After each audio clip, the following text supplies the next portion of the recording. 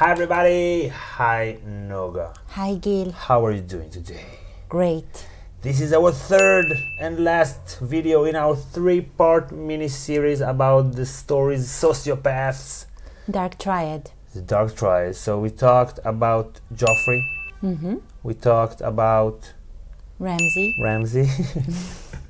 We shot it a while back. And today we want to talk about Littlefinger. Ooh, he's a very mysterious character, very intriguing. He's the one who initiated the events of this entire story, started the war between the Lannisters and the Starks, and caused the kingdom to fall apart, because he will stop at nothing to get what he wants. That's a sociopath. Littlefinger's characteristics apply to the criteria for the antisocial personality disorder. That's like politically correct way of saying sociopath. Basically, the sociopath is more like a common way to say antisocial personality disorder. So us plebs, that's what we say. Exactly, yes. Okay, so he wants to be a king over ashes and bones. He doesn't mind burning anything to the ground if it means that he will be king. But, as we have learned in these videos, everything starts in some kind of trauma, some pain that made him who he is. So, if you look at his traumas, what do you see there that has affected his growth as a man, as a person? Littlefinger was sent away as a child to stay with the Tullys. He was separated from his home, his family. Right, it's like a minor house, but he's living with a family that's more noble than him. And maybe he was like a big fish in a small pond where he came from.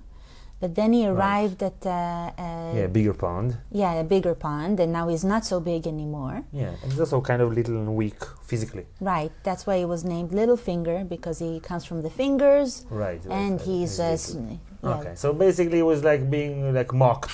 Right. Yeah, you're just like, look at this little finger. Insignificant, doesn't mean anything. Right. Not someone to be, reckoned with, feared, Exactly. respected. No. Okay. He wanted to marry the first-born daughter of Lord Hoster Tully, and he was really surprised when that didn't work. Right. So she didn't want him, because he is who he is. He's from a lesser house, and she's marrying upwards the heir to the north, who is a bigger Brandon Stark, like Ned Stark's older brother, bigger, stronger, more handsome. He's a warrior, and he's the heir to the north. He didn't read the situation well. First he was surprised she didn't want him, and then he thought that he could beat him in a duel, and then he lost it miserably and was humiliated again. How did that experience form him, make him who he was?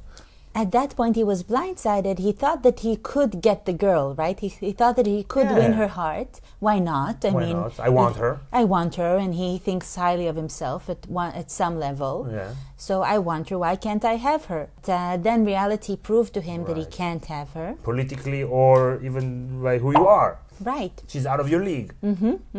I think at that point, he decided that he's not going to be blindsided again. That he needs to know everything, he needs to control everything, he needs to see where the winds are blowing in order not to be hurt like that again, because it was like a huge slap in the face. Right. So imagine him as a little boy, far away from home, nobody knows him and nobody really cares about him, like no one takes him out under their wing. There are many other houses in the Riverlands that are higher than him. Right. Not only the Tullys. Okay.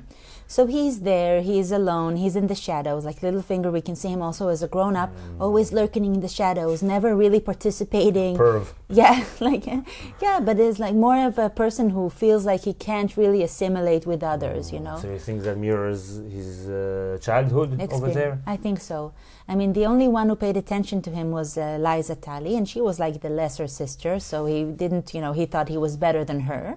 He thought that way all along. So there was no one there to really reflect his greatness in his eyes. He wasn't recognized for the kind of person he thought he was. And then at one point, I think that what he decided, maybe unconsciously, maybe consciously, okay, so you don't see me, so I will use that. I'm not a threat. I'm not a threat, but actually I am. I will blindside you this time. And what he's really saying, I mean, we can really see that the metaphor of blindness and seeing repeats itself here, that in a way he is the seer who is not seen. That's his strength. He sees everything, he controls everything, he knows everything about anyone who needs, you know. Right. Now I will read the political situation and the psychological situation better than everyone because I don't want to get hurt again, like what happened to me last time. And you won't see me for my cunningness and, you know, my manipulativeness. Right. He even doesn't mind being humiliated and like dismissed, you know. He's used to that in a way. Cut his throat. Stop. Wait. I've changed my mind. Let him go. Young Lord Robin heeds my advice, and I have always counselled loyalty to the throne. You have a reputation as a moneylender and a brothel keeper, not a military man. You wouldn't risk a single Lannister soldier or a single coin from the royal treasury. What do you have to lose? A brothel keeper?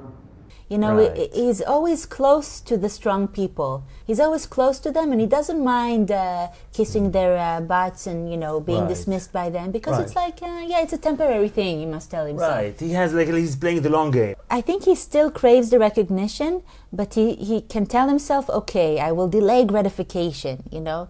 I will not be seen because I don't want people to see my neediness, you know, to see how much I need their recognition. I will not let people see that. I will let them see someone who seems to be harmless. And then at a much later stage... I did warn you not to trust me. I have only loved one woman my entire life. Your sister. He could have just pushed her out the door, but he wanted to tell her, I only loved your sister. So it is important to him, right? It is important to him, but he can delay that for a while. When I'm king, I'm the ruler, they will see, then they will all see. Like he can put it aside until he gets strong enough not to be vulnerable again. And so he doesn't mind cheating, lying, killing. Himself, dirtying his very hands, doesn't mind doing anything because of this antisocial disorder behavior thing. Right, the Machiavellian side of the Dark Triad, right? Okay, what does that mean? So you don't care about anybody else in the world? Basically, no. Everyone is just a pawn in his game. You know, he's like a chess player. You know, he's planning his moves. So did he have like a personal tendency, you think, or is this trauma that strong that it could cause a normative person to become a psychopath? I think that he did have kind of, some tendencies at least, because it can shift people in all kinds of different directions.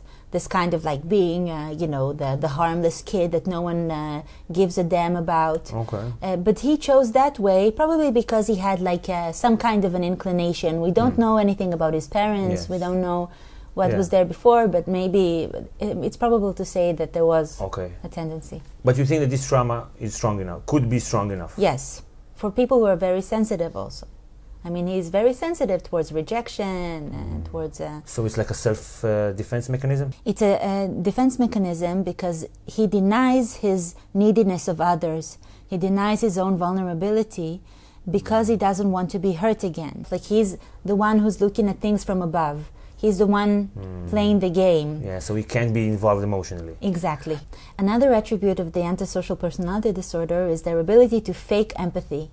What do you think he did? I can't begin to contemplate. What do you think he did to me? Lady Sansa asked you a question. It's like they know how to approach the other person. They can read social situations, not all of them of course, but many of them can read social situations and bend them to their own favor. He knows what people want, so that's a kind of empathy, but it's more of a cerebral empathy. It's not that he feels how they feel, he doesn't feel their pain. I would do anything to undo what's been done to you. I know that I can't. He just knows that they crave something that maybe he can provide for favors. I have an army. Your brother's army. He uses manipulation. Half-brother. What does it mean when someone uses manipulation? Basically, it's a very sad thing because when you manipulate someone, it means that you don't trust them or yourself, that if you just say something or ask for something, they will provide. It's like you don't trust them, so you have to, go... push some buttons Exactly. and stuff. Okay, it is very sad. It is very sad, and that's the way he was raised. He's used to that, so now he uses it as a tool. The way he manipulates is he seduces people. Seduction is a form of promise. You promise someone a kind of pleasure, a kind of enjoyment. It's either political or sexual or, with food or whatever. And he can read people's mind, as we said, quite well. He knows what they want, and he offers it to them. She was a bad investment on my part. Luckily, I have a friend who wants to try something new, something daring. And he was so grateful to me for providing this fresh experience. And that's why maybe he was head of a brothel, because that's how he could promise us. He could seduce strong men into the brothel. Right. And also learn about people's wants. Because you see them in all kinds of situations. It was an establishment like no other. A sheer range of appetites catered to, desires that didn't even exist until we invented them. And also maybe that's why it's so important for him that other people will never know what he wants, right? Right. Because so they won't be able to manipulate him, because that's what he's doing. A man with no motive is a man no one suspects. Always keep your foes confused. If they don't know who you are or what you want, they can't know what you plan to do next. Right. He projects it into others. If people know what I want, then I'm vulnerable. Okay, so he has all these brothels, but he's not really sexual. No. How does that compute, in everything? In a way, it's like he's not connected to his more visceral needs in any way, like his physical needs, his desires. Because also if you desire something, even if it's a physical thing, you're emotionally vulnerable. Like You can be rejected. Exactly. You can be rejected, you can... fail, you can not achieve it and stay with the crave all the time.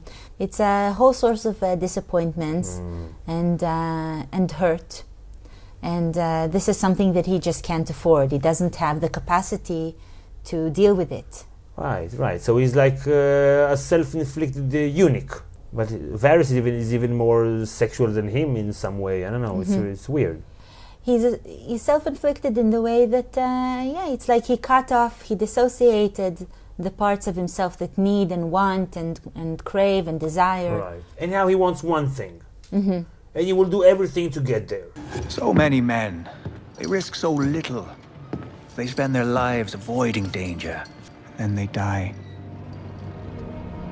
I'd risk everything to get what I want.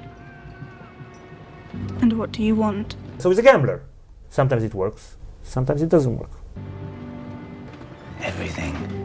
It's not gambling, it's not impulsive when it's a calculated risk. I see him more as a chess player. I mean, you can't always predict exactly what your rival is going to do, but you have to react to it in the right way. So he takes his chances when they come. My new friends are predictable, very reasonable people. As for what happened to Joffrey, well, that was something my new friends wanted very badly. Nothing like a thoughtful gift to make a new friendship grow strong. He's opportunistic, he's waiting for the chance. Exactly. But the thing is that he will stop at nothing until he's at the top. Like he could have said, okay, I'm Lord of the Vale, that's like one of the 7 strongest people in the realm. I'm good. Look at how far I've gone. He said, no, I have to be all in every single time. Like he conspired to murder the king. The king, that's such a shit. It's crazy. It's so risky. So the Tyrells did that with him, but they have a whole house with army and lands. He has nothing, it's just himself. Maybe they would throw him to the wolves. I don't know, it's like, it's kind of obsessive. Like he has to go on until he gets to the end. For you, it might seem like he's putting himself at risk, but for him, it might seem like he's surviving. Yeah, through a different host. He was like attached to the Lannisters, now I'm going to another host. And then Sansa. Okay. So it's easier to climb the ladder when you just have to latch on to someone and use the opportunities and nobody knows who you are, nobody cares about you. And also he doesn't have to think about anyone else, just about himself, right? He doesn't have a house to protect. Tywin, They have my son. when they kidnapped Tyrion or Jaime, that reflected badly and poorly on him. And he had to change course of the things that he wanted to do. We must return to Casterly Rock to raise They more. have my son! But Littlefinger accepts Sansa at the end. Nobody knows that there is like this, you called it a narcissistic projection, right? Yeah, extension. Extension of himself. So yeah, it's like freedom is another word for nothing left to lose. So he has nothing to lose, like, but just dying. He doesn't care about anything. Having something to lose is again being vulnerable, because you can lose it. So at that point, he's still not willing to attach to anything that could. So in a way, he denies his internal reality and also the external reality in many ways. I mean, what he does about the lying, you know, he's the harbinger of the post-truth era in Westeros. In the other side of New Jersey, where you have large Arab populations, they were cheering as the World Trade Center came down. Everybody lies in the realm. Nothing really matters. Nothing has significance. Right. Not an inner truth, not an outer truth. I did what I did for the good of the realm. The realm. Do you know what the realm is? It's the 1,000 blades of Aegon's enemies. A story we agree to tell each other over and over till we forget that it's a lie. Everything is constructed. Everything is open to debate and negotiation. Nothing is constant. Nothing is sacred. But what do we have left once we abandon the lie? Chaos. A gaping pit waiting to swallow us all. Chaos isn't a pit. Chaos is a ladder. So he will burn everything to the ground. He's an arsonist because the girl didn't want him. She wanted another boy, and he got beat up. And now everybody's got to pay the price. Right. That's crazy. That's crazy. Okay, but what do you think about his relationship with Sansa? Do you think that's a little bit redeeming? Does he love her? Can he love her? With Sansa, he allowed himself to be more vulnerable in the sense that he confided in her. He told her some of his methods, some of his secrets. And plans. And he told her that he would like to see her next to him. That's a big step for someone who's afraid of rejection. But he also waited and created this kind of situation where she would be dependent on him. And he tried to gaslight her also in order to turn her against Arya, because maybe with Arya she would have felt more comfortable and not need him as much. Right, and that was like two things that he couldn't control: is Arya coming and Bran coming, and also Bran you can't really predict, like a psychic, magic psychic who will see the past. Right, he was already working on her being stronger than Jon Snow, you know, that was his current plan. Yeah, and then because other that's like people, the real world. Yeah, so he used gaslighting, he used all these methods in order to keep her with him. But I'm not quite sure if he really loved her as a subject or if she was also part of his narcissism, because with Catelyn, it could be that he really loved her. I've loved you since I was a boy. It seems to me that fate has given us this chance to... You lost your mind. Get out!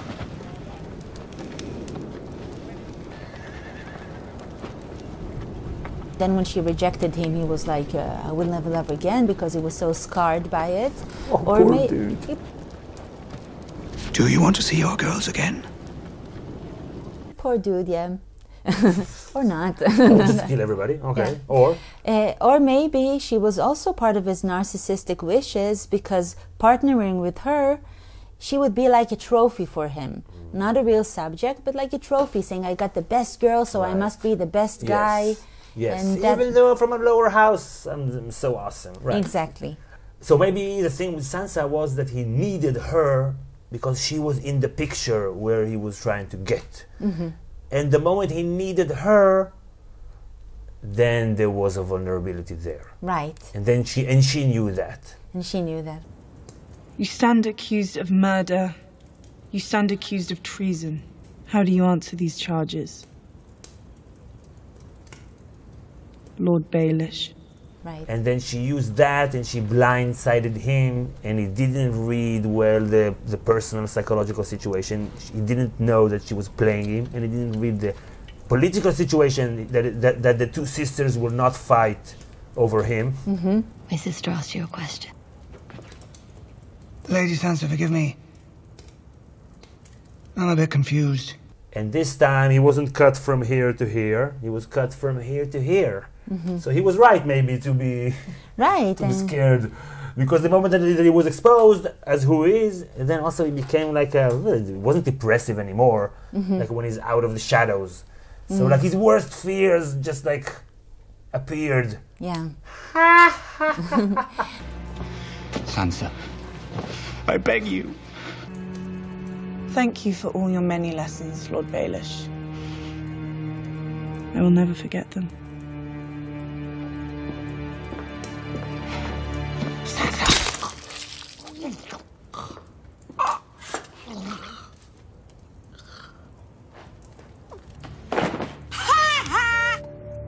No, but that's also the tragic sense. I mean, we can. Now you're gonna make me feel bad. No, because our biggest wish is for our worst fears not to come true. I mean, to have another person who will, pacify us and make us feel like we're safe and wanted and welcome. Once you need me, you still need me. Exactly. Okay. Yeah, that's really sad. Okay, so if that guy, so manipulative, such a lying bastard, so smart and cunning, would walk into your office, would you be able to treat him in any way? It would be very difficult because again, you need to be vulnerable in order to accept also treatment. And to accept your vulnerability, at least at some point. He's so manipulative, and he can just say anything. Yeah, Maybe fake compassion, as you said earlier. I won't force you to do anything. Don't you know by now how much I care for you? You've been a bystander to tragedy from the day they executed your father.